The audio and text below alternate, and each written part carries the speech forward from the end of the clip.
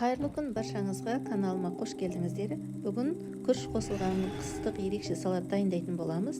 Нақтырақ айтқанда салатты соус Uncle Ben's үй жағдайындағы. Видеоны өткізбей соңына дейін көріңіздер. Алдымен қызанақты осылай үстінен төртбұрыштап кесіп аламыз және ыстық су, қайнап тұрған ыстық су құйып 10-15 минут бұқтырып қоямыз. Ыстық суға біздің қызанағымыздың қабығы оңай әрі тез ашылады. Осылай пышақтың күшімен немесе қолдың көмегімен осылай сыртындағы қабығын ашып аламыз және ет тартқыштан майдалап әдемілеп өткізіп аламыз. Келесі қадам біздер қызып тұрған майымызға көпектеп туралған пияздарымызды қуырып аламыз. Жақсылап қызарғанша қуыру міндетті. Енді үстіне тәтті бұрышымызды осылай көпектеп турап, оны да жақсылап қуырып аламыз. Салатымызға қосылатын заттың мөлшерін осы видеоның астындағы описание бөлімінде міндетті түрде жазып қалдырамын. Енді біз үккіштен өткізген сәбізімізді саламыз және оны жақсылап қуырамыз.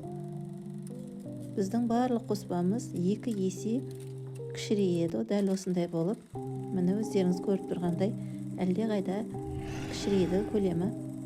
Енді осы қоспамыздың үстіне ет тартқыштан өткізілген қызанағымызды саламыз және оны жақсылап араластырып, баяу отта қайнататын боламыз.